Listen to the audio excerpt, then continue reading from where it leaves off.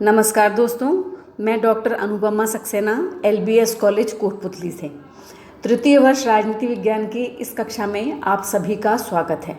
बच्चों, पिछले व्याख्यान में मैंने आपको महासभा और सुरक्षा परिषद, जो कि संयुक्त राष्ट्र संघ के विशिष्ट अंग हैं, महत्वपूर्ण अंग हैं, उनके बारे में बताया था।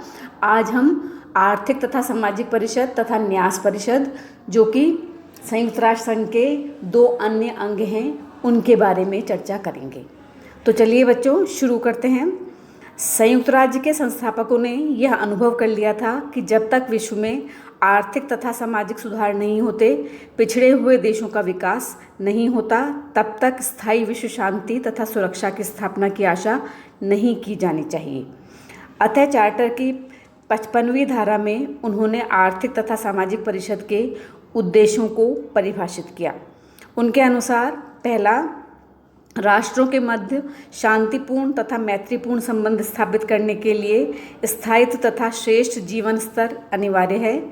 इसके लिए संयुक्त राष्ट्र संघ उच्च जीवन स्तर, पूर्ण रोजगार तथा आर्थिक व सामाजिक प्रगति तथा विकास की परिस्थितियां उत्पन्न करने का प्रयास करेगा। इसके अतिरिक्त संयुक्त राष्ट्र संघ आर्थिक, सामाजिक तथा स्वास्थ्य संबंधी अंतर्राष्ट्रीय समस्याओं के समाधान का प्रयास करेगा तथा मानव अधिकारों और मूल स्वतंत्रताओं की रक्षा तथा उनके प्रति सम्मान की भावना उत्पन्न करने का प्रयास करेगा। प्रारंभ में परिषद की सदस्य संख्या 18 निर्धारित की गई, जिसे 1965 में 27 तथा 1973 में 54 कर दिया गया। इसके सभी सदस्य महासभा के द्वारा चुने जाते हैं तथा यह एक स्थायी परिषद है, जिसके 1/3 सदस्य प्रतिवर्ष सेवानिवृत्त हो जाते हैं तथा उनके स्थान पर नए सदस्यों का निर्वाचन किया जाता है। इस प्रकार प्रत्येक सदस्य देश 3 वर्ष तक निरंतर इसका सदस्य बना रहता है। सदस्यों का तुरंत पुनः निर्वाचन भी संभव है। परिषद का प्रत्येक सदस्य परिषद में अपना एक प्रतिनिधि भेजता है तथा एक ही मत दे सकता है। सामान्यतः इसकी 1 वर्ष में 2 बैठकें होती हैं, अप्रैल में न्यूयॉर्क में तथा जुलाई में जिनेवा में। इसके सभी निर्णय बहुमत से लिए जाते हैं। परिषद का दायित्व है कि वह अपने अधीन सभी विशिष्ट अभिकरणों की आर्थिक एवं सामाजिक गतिविधियों में समन्वय स्थापित करे। परिषद के अंतर्गत आने वाले आयोगों में को मुख्यतः 2 वर्गों में बांटा गया है। पहला कार्यात्मक तथा दूसरा क्षेत्रीय। परिषद के मुख्य कार्यात्मक आयोग इस प्रकार हैं। पहला, आर्थिक, रोजगार तथा विकास आयोग। दूसरा, यातायात एवं संचार आयोग। तीसरा, वित्तीय आयोग। चौथा, सांख्यिकीय आयोग। पांचवा, जनसंख्या आयोग। छठा, मानव अधिकार आयोग। सातवां, महिलाओं की स्थिति पर आयोग तथा 8वां, नशीले पदार्थों संबंधी आयोग। परिषद के क्षेत्रीय आयोग में निम्न सम्मिलित हैं। पहला, अफ्रीका के लिए आर्थिक आयोग, जिसका मुख्यालय इथोपिया में है।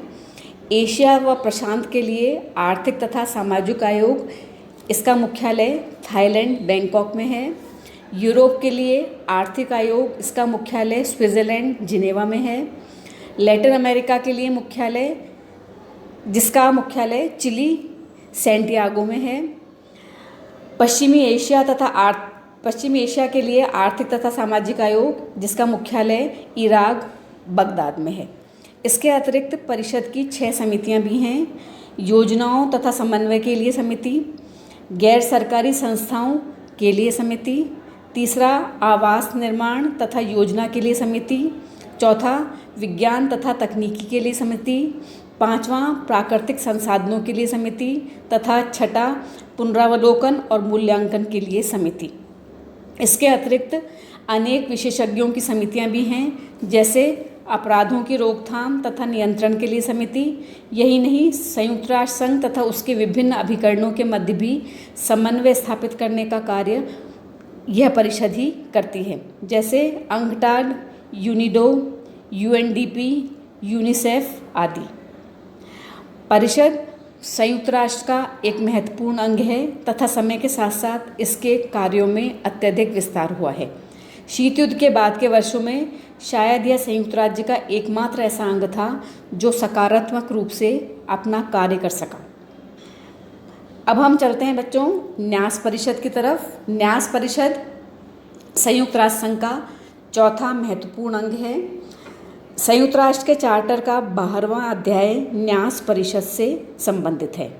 इसके अनुसार संयुक्त राष्ट्र के वे सभी देश जिनके पास ऐसे क्षेत्रों का प्रशासन है या वो निकट भविष्य में इस तरह के प्रशासन का उत्तरदायित्व प्राप्त करने वाले हों, जिनके नागरिक अभी पूर्ण रूप से स्वशासन प्राप्त नहीं कर पाए हैं, यह स्वीकार करते हैं कि इन क्षेत्रों के निवासियों का हित सर्वोपरि है। यह अध्याय उन क्षेत्रों के लिए न्यास प्रणाली की व्यवस्था करता है जो उस समय राष्ट्रसंघ के अधीन मैंडेट व्यवस्था के अंतर्गत रखे गए थे।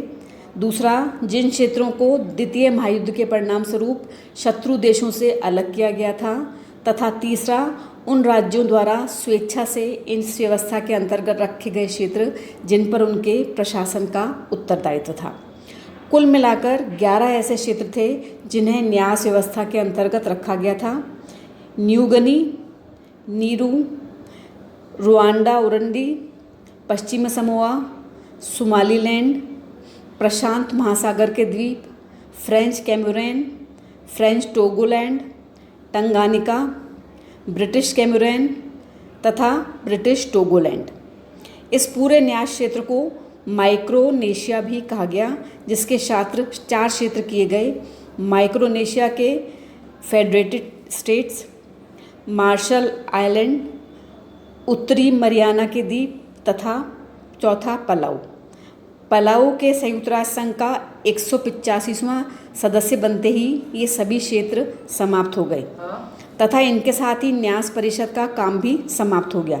इस रूप में देखा जाए तो न्यास परिषद संयुक्त राष्ट्र संघ का सबसे सफल अंग रहा है, जिसने अपने उद्देश्य को इतनी जल्दी प्राप्त कर लिया। बच्चों, इस व्याख्यान में मैं आपको इतना ही बताऊंगी। अगले व्याख्यान में हम संयुक्त राष्ट्र के किसी दूसरे अंग की चर्चा करेंगे। धन्यवाद।